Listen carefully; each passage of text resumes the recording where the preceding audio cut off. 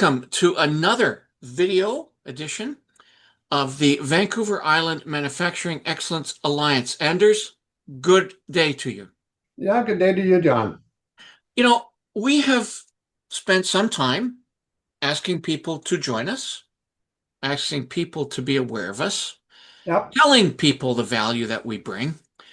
And I think it's now time to get into some meat and potatoes. Sure. Let's do a little role playing, okay? So about 100 people have joined the LinkedIn page. Yeah, absolutely. That's great. So thanks to everybody. Thank you very much. And you're all probably wondering, what the hell is going on? The American government is providing zero consistency, zero guidance as to how to do business with them. Yeah, And so we have to think about how to do business better, either with the Americans or other countries, okay? sure, sure. So I'm one of the now 100 members, and I have said to you, Anders, I want to know, what does this mean? What does improving efficiency mean? I don't know. I don't even know where to start. So now we're having a coffee, and you're about to say, well, okay, here's how we start to frame this solution. Yeah. No, it's a question that is often asked. Everybody thinks we're working as hard as we can. There's no time in the day for anything other than work. How are you going to help us? How can you promise that we'll do better? And first of all, your shop floor is, in a sense, littered with money. All you have to do is go out and pick it up as a manufacturer. Hey, I'm encouraged already. Yeah. So the money is out there, and the money is out there in the format of wasted time. I think we can say time is money. Everybody says that. It's true in many ways. So how do you recover that time? That's the puzzle that many owners have, because they've never gone out and tried it. They've read the books. 2-second lean is easy, all the rest of it, and they said, yeah, we did it, didn't work.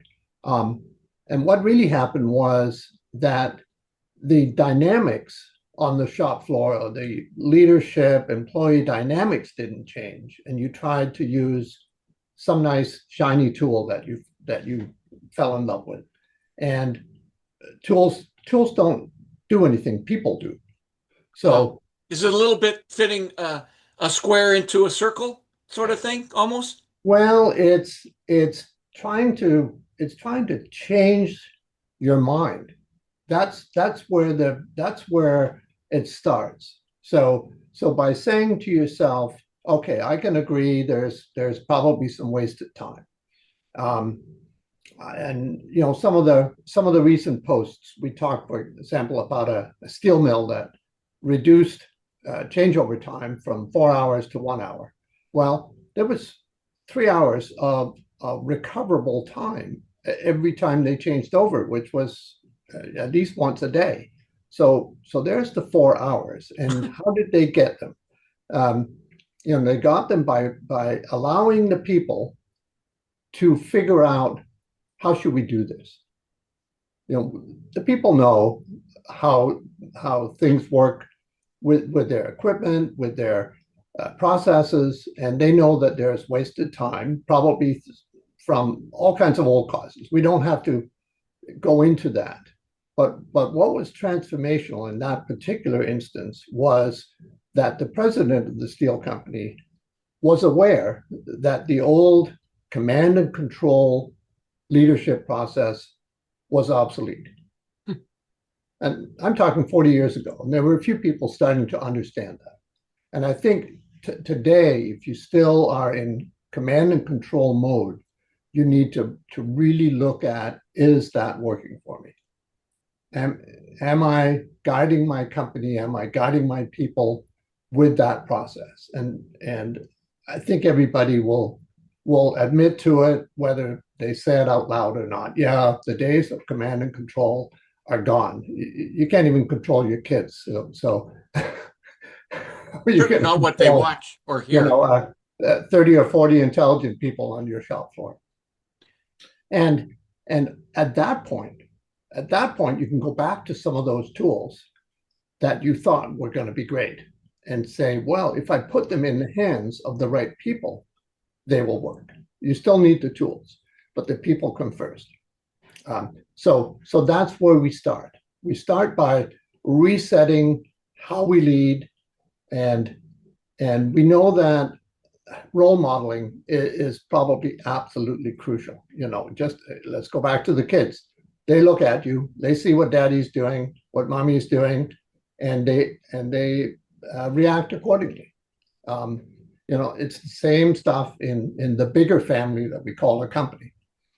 Um, so now we need to say, okay, let's pivot from being a general, a command and control, do as I say, to a kind of coach, to a kind of leader who simply we call it servant leadership. Is how can I help you do better? How can I help you make work easier? And obviously tells a story that links, here's what's happening in the market, here's what's happening in the company, and this is where we need to go. Now show me that way. You put the steps together. And that's that can be difficult. It can take a few months of struggle before you really understand that. Now we can go and say, yes, let's look for that wasted time. And you might recover it in 5-10 minute chunks. You might recover it in an almost instant 3 hour chunk. And then comes a big challenge for most leaders. What do you do with those 3 hours? What do you fill them with more work? Do you say, well, let's keep this process going? You found 10 minutes. I'll give you two, and I'll take 8, and take those 2 minutes and find me another 10 minutes with that effort, and we build on it by eliminating simple stuff. If you drop breadcrumbs behind most workers on the shop floor, you would see this long trail of breadcrumbs all over the place. We call you could map that out. We call it a spaghetti diagram, and it looks like a bowl of spaghetti because people are all over the place. And my saying is, if you're walking, you're not working. So how do we, the simple stuff? How do you reduce walking? How do you reduce waiting? How do you reduce the kind of, hunt and search for space to put something down? All of those kinds of things become a question to the people doing it. Show me how I can operate without you having to walk everywhere. And people say, sure, why don't you move the stuff where I am? Why don't you bring it to me? I'm the person adding value. I shouldn't be going anywhere to pick up stuff. So those kinds of simple conversations, and then it's trial and error. Uh, Go and try it, see what happens. This is extraordinary.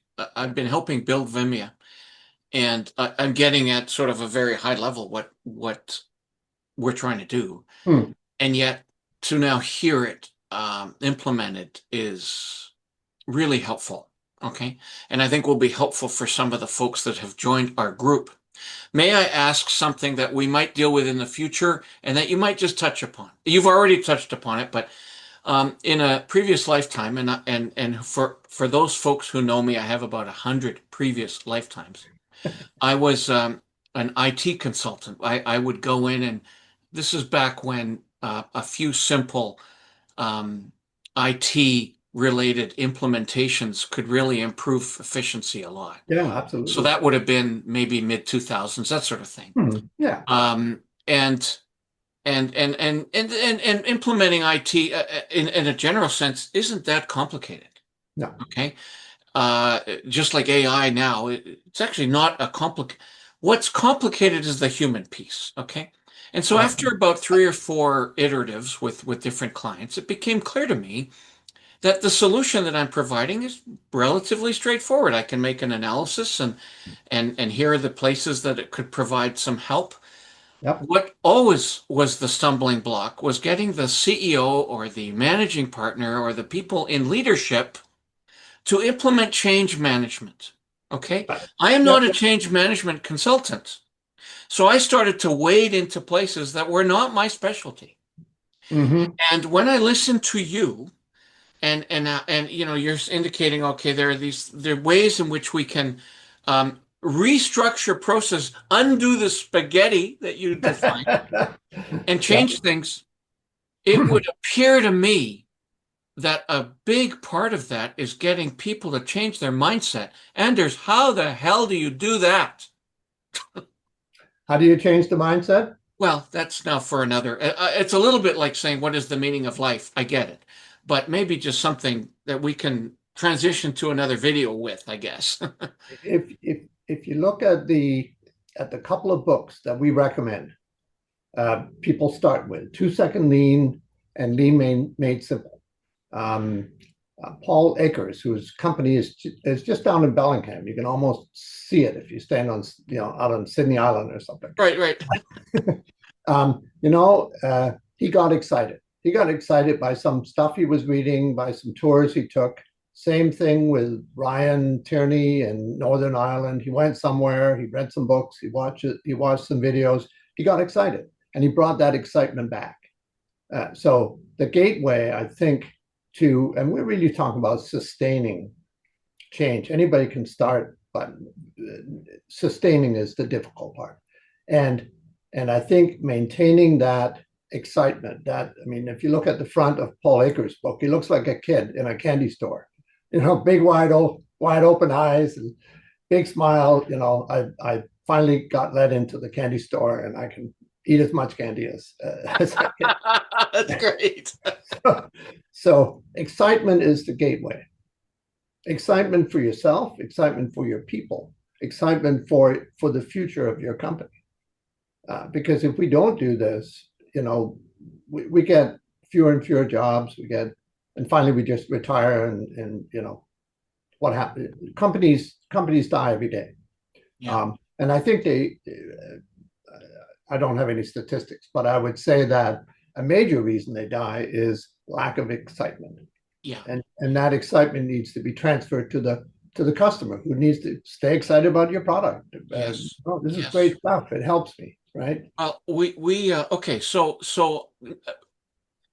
recognizing and respecting the amount of time people take to Mm, listen to these kinds of things online. yep. Why don't we stop today? I think this was a beautiful first dive. And for everyone on that LinkedIn page, for anyone who watches this, this is the kind of thing we're trying to develop. Yeah. We want you to call Anders. It won't be me. I mean, unless you like the way I look or something, but honestly, the expert is Anders, and have that dialogue. And we're hoping that might be two or three or four people in a coffee shop having that dialogue with you and just kind of discussing these things. Okay, folks? So if you want to know that, that would be a lovely step. That's what we're trying to garner here, Yeah. promote. I'm available to come and Okay. see your plant, to talk to you, to get you excited, and see if we can set off on that journey. Yeah. Today is May 29th. One of the Hmm. rules of digital marketing, a digital dialogue, is to never really date, but it's worth dating it today because it is today in which Trump's entire tariff infrastructure was challenged legally. Hmm. Yeah. And No, so now that's this will be months and months and months of legal crap. The months and months and months of uncertainty. Folks, these conversations will help you get through this. The kind of conversations Anders and I just had, and we're going to continue to have. So, Anders, thank you for your time. Thank you for your expertise. And let's continue this very valuable dialogue. great. Thank you, Don.